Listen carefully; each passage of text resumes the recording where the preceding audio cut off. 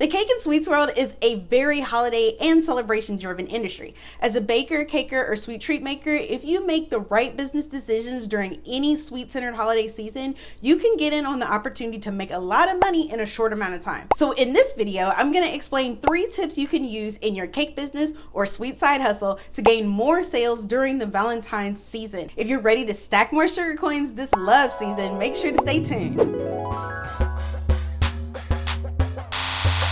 Hey there, sweet friend. I'm Sid Mitchell, the head instructor behind the Sugar Coin Academy, a business academy for folks in the food and beverage industry. I'm a financial analyst by trade, but I love helping foodpreneurs learn how to grow profitable businesses. And in this video, you're going to learn 3 tips that will help you gain more sales during the upcoming Valentine's holiday. So tip number 1, leverage client relationships. This tip is perfect for those of you who have been in the game for a little while and have a nice collection of emails and contact information that you've gathered since you started selling cakes and treats.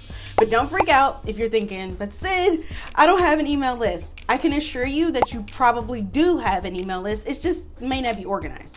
If you've ever sent an email to a potential client or you've emailed a quote or an invoice, you actually have an email list. Take a minute to gather those emails from your payment processor and compile them into an email list such as a MailerLite or a MailChimp. Well, I've actually been with MailerLite since 2016 and my list has grown so much that I actually do have to pay for the users. But the cool part is the program is free for your first 1,000 subscribers. And if you use a special code in the description box, you will get a free $20 credit for signing up that you can use once you hit that 1,001 subscriber mark. After you take the time to add your emails to your new MailerLite account and organize an email list that's legit, I want you to send an email to your mailing list, which should include former clients and customers to remind them of your Valentine's Day menu. If you want to take it a step farther, you can segment your list to where you send your newlyweds one version of the email that is more lovey-dovey and romantic, and a different email that showcases fun, kid-friendly menu items to like the parents on your email list. If you're not ready to create an email list, you can do the same thing by sending individual emails, but I'd really recommend that you do something more efficient like sending an email using an email program like the ones that I previously mentioned.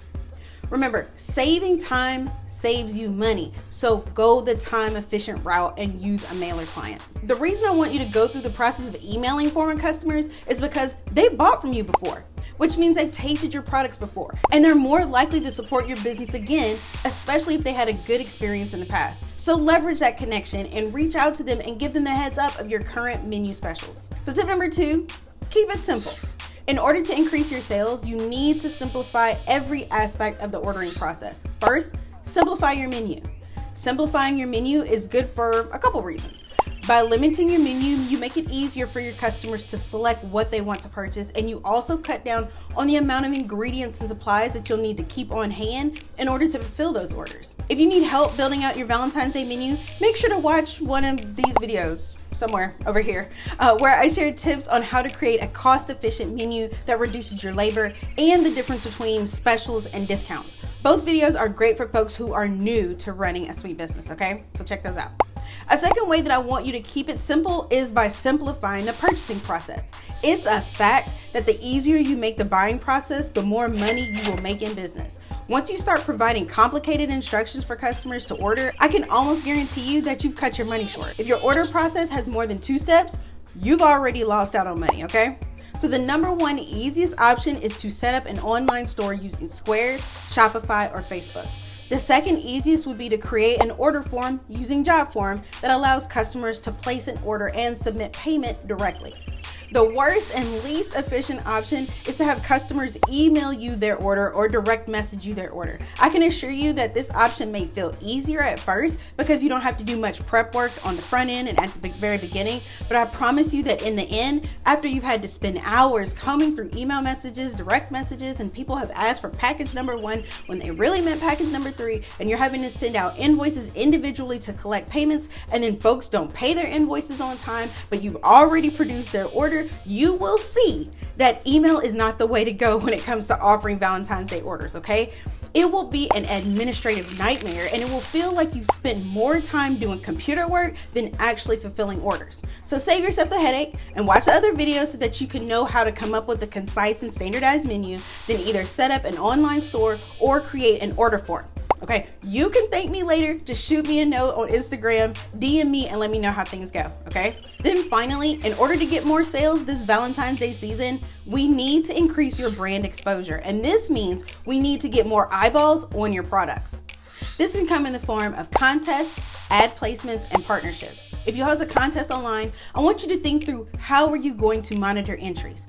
I would recommend that you host a contest on your website where they have to provide you their email in order to enter the contest. If you don't know how to do this, it's okay. Check out the links in the description box that will send you to the guide on how to set up a landing page, okay? Of course, if you don't have a website, you can host a similar contest on social media where contestants will have to follow and or share your page in order to enter. However, this type of contest may a little bit harder to manage, but it's definitely still doable, okay? As it relates to ad placements, I highly recommend that you pick your most popular video or most delicious image that illustrates your menu offerings and use that media as your ad. And when you actually place the ad, please, for the love, please make sure that you update your location and target customers within your service area, okay? If you live in New York and you don't ship nationwide, you're totally wasting your ad dollars by allowing your ads to be delivered somewhere in California, okay? So change that up, especially when you set your ads. Then finally, when it comes to increasing your exposure, consider collaborating with other businesses or influencers in your area. If it's another food and beverage company, see if you can offer desserts for their dinner packages. If you know other crafters in the area that make Valentine's appropriate gifts, maybe partner on a romance package that includes the gift and a dessert option that you offer. If there are any bloggers or online personalities who can promote you to their followers, research their fees and inquire about promotional opportunities. So let me be clear. Increased exposure doesn't guarantee sales, okay? However, it does increase the possibility of reaching those who might be interested in purchasing from you either now or in the future. Valentine's Day will be here before you know it, and if you're new to planning Valentine's Day promotions, I've been working super hard to help with getting you prepared. At this point, I've shared so many tips around Valentine's Day prep and sales processes that I've created a seasonal business tips playlist right here on the channel so that you can easily find all of the tips in one place, okay? So make sure you check out the complete playlist if you need guidance on how to make more money with your Valentine's Day orders and even how to avoid some common newbie mistakes. If you enjoyed this video, let me and YouTube know by hitting the thumbs up and shooting me a message on Instagram on either the Sweet_Fest page or the Sugar Coin Academy page. I want to connect with you on a more regular basis, and Instagram is my daily social media outlet, all right? Oh, and if you want to keep getting more tips to help you in business, make sure to subscribe to the channel and hit the notification bell so that you can stay up to date on new videos and live chats right here on the channel. Finally, if you need more business help, check out sugarcoins.com where you will find baking business trainings that touch on marketing, branding, and even pricing. If you want to grow and run a profitable cake and sweets business, join me on sugarcoins.com, the business academy for bakers, cakers, and sweet treat makers just like yourself.